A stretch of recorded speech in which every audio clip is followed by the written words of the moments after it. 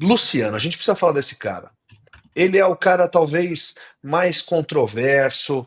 Aí teve aquela. Não sei se é um jogo de cena, né? Porque ele gosta de um drama, né? Mas eu queria entender com você se ele é ídolo do São Paulo. Eu fiquei me questionando isso, porque um cara que defende tanto as cores do São Paulo não é o maior salário. Fui até fazer um levantamento aí, né? Aí nós estamos vendo o gol dele agora, né? Lucas Moura, Oscar, Caleri, todos esses caras ganham mais que o Luciano hoje no elenco do São Paulo. Mas nos últimos anos, desde que ele chegou lá com o Fernando Diniz, não tem cara que seja mais decisivo do que ele. Talvez o Caleri aí na final contra o Flamengo, né, no primeiro jogo, e também, obviamente, depois o Rodrigo Nestor, mas temos que lembrar que o gol do título, né, o gol que finalizou a partida contra o Palmeiras em 2021, foi dele.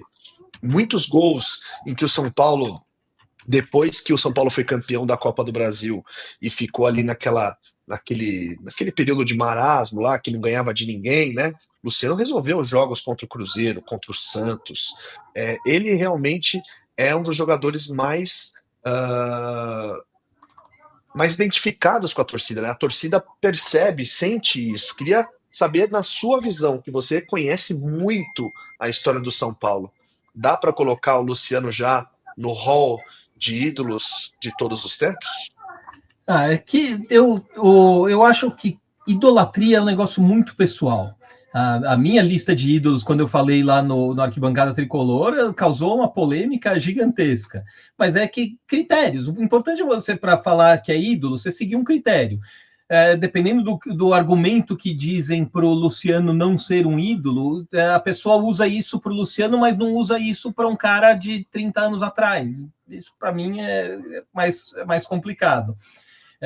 Mas é critério pessoal de cada um. Agora, se o critério envolver números, os números do Luciano são excelentes. Né? É óbvio que alguns dos rankings que ele lidera, eles são rankings que não pegam jogadores de antigamente por um motivo ou por outro, ou porque é só no Morumbi, e quem jogou antes de 1960 não pegou o Morumbi. Tem nos artilheiros do século XXI, que exclui todos os gols marcados no século XX e tudo mais. Mas mesmo assim, quando você compara o próprio ranking do brasileiro, que o brasileiro começou em 71, né? E não me digam o contrário, porque começou em 71. Não, sem fax. Aqui nós contamos títulos sem fax. E assim, você, além de excluir todo o pessoal que jogou até 1970, você tem que lembrar também que entre 71 e 2002 eram menos jogos no Campeonato Brasileiro. Então existe esse contexto. Só que mesmo tirando todas essas ressalvas, os números do Luciano são muito relevantes. Porque mesmo que você, mas ok, você não consegue colocar esses números junto com o Friedenreich, que tinha números que nunca vão ser alcançados. Você não consegue comparar com o Leônidas, que também não está em nenhum desses rankings e tudo mais. Só que você tira você tira o Luciano, quem que você pega dos últimos 20 anos? Você não coloca ninguém. Agora, se isso é o suficiente para colocá-lo entre os maiores de todos os tempos, isso aí vai do pessoal de cada um. Agora, só não tem como negar que os números dele são extremamente relevantes, extremamente importantes. Os times contra quem ele mais fez gol são Atlético Goianiense, que para ele é um jogo importante, porque ele foi de Anápolis, lá. Né? Ele é de Anápolis, né? Ele é de Anápolis, mas ele foi criado na base do Atlético Goianiense, ele subiu lá. O Corinthians, que além de um time grande, é lei do ex para ele. O Palmeiras, o Flamengo, o Internacional e o Bahia. Então, cara, não é que ele só marca, ele usa, a artilharia dele é contra o 15 de Caraguatatuba, o 15 de Jaú e o 15 de Piracicaba. Botafogo da Paraíba, com todo respeito aos paraibanos. Então, não é isso. Ele tem... Só esses 6 times que eu falei são 5 gols cada. A gente está falando de 30 gols. Pô, é bastante. Eu tenho uma lista que eu não publiquei porque ele ainda não chegou numa posição mais alta nessa lista, que é de artilheiros em jogos contra o Trio de Ferro. Aliás, desculpa, clássicos estaduais. como ele só marcou um gol contra o Santos, ele não fica tão bem nessa lista, apesar dele estar muito bem contra o Palmeiras e o Corinthians. Aí tem a lista do trio de ferro, aí nessa lista ele já sobe bastante, porque são 10 gols contra os outros 2 integrantes do trio de ferro. Então, quanto a números, não tem como negar. Só pode dizer, mas ele é menos técnico do que era o Raí. Ninguém vai falar o contrário. Pelo amor de Deus, gente. Então aí isso deixa de ser um argumento, né?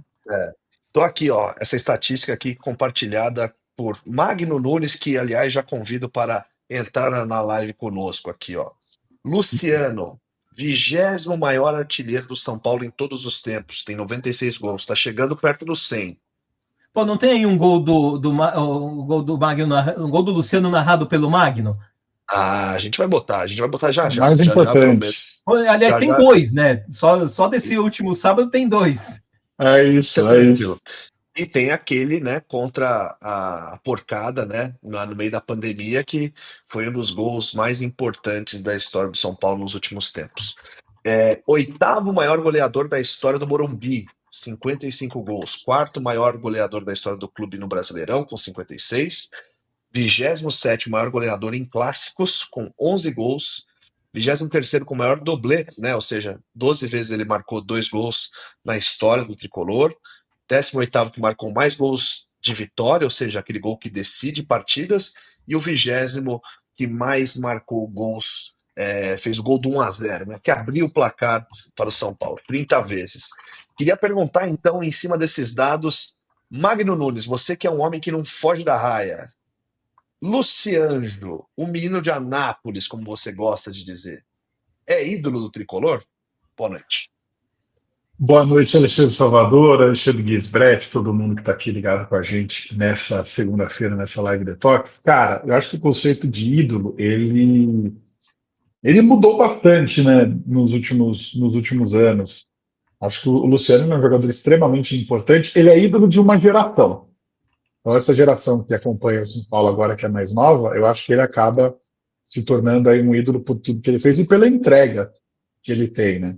Eu acho que ele é um jogador extremamente importante e que ele acaba sendo um cara que representa um pouco do torcedor ali no gramado, até pela inconsequência, às vezes ele acaba se assemelhando mesmo também ao torcedor. Mas é uma questão bem complexa aí, se ele é ídolo ou não. Acho que para mim, Magno, assim, ele é um jogador importante. Ídolo acho que ainda falta um pouco. Bem que ele conquistou, teve na conquista da Copa do Brasil, mas não foi um jogador ali que na parte final ali tenha sido tão decisivo, né?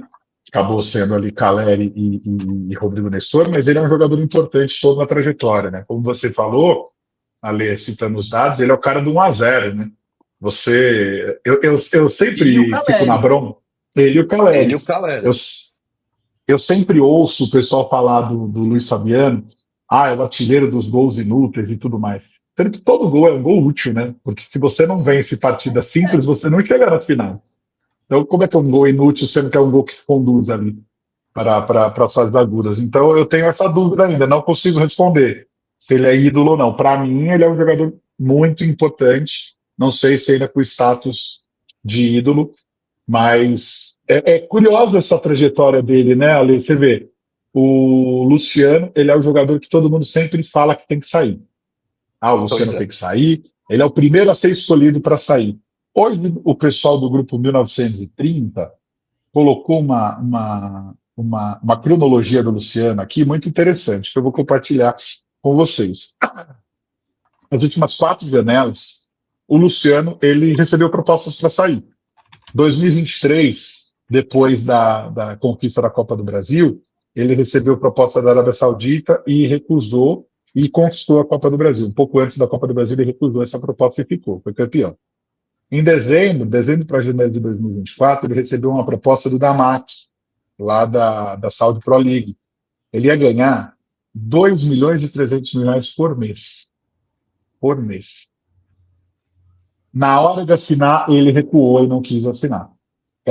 No meio do ano passado, um time do Catar veio e prometeu para ele uma fortuna. Ele nem abriu conversação ali, ele não quis. E no início desse ano, ele ficou prestes a fechar com o Santos. O Diniz estava lá, chamou ele para o Santos, não, perdão. Ele teve prestes a fechar com o Santos e depois para o Cruzeiro, O Diniz queria levar ele para o Cruzeiro, e aí não foi. Ou seja, o Luciano é um Isso, jogador não, que... só para completar, o É, nosso colega Jorge Nicola disse que nessa janela mesmo, na abertura da janela, o Santos voltou a fazer uma proposta propondo uma troca entre Luciano e Guilherme, lá, o atacante, o camisa 11 hoje do Peixe. então, tá vendo? Então o Luciano, ele é um cara que se lesiona pouco, tem os seus problemas ali de indisciplina e tudo mais, tem, mas ele é um cara que entrega bastante, ele é um cara que se identificou. Então, eu acredito que o Luciano, ele é um jogador que merecia um pouco mais de carinho. Acho que ele merecia um pouco mais de carinho e paciência ali do torcedor, porque ele entrega demais e, pô, cara que na hora que a gente estava lá naquela fila maldita, representou, nos ajudou a conquistar o título do Campeonato Paulista. Se a gente comemorou o título da Copa do Brasil, algo inédito na nossa história, muito passa pela conquista do Campeonato Paulista, que também saiu dos pés ali do Luciano e do Luan.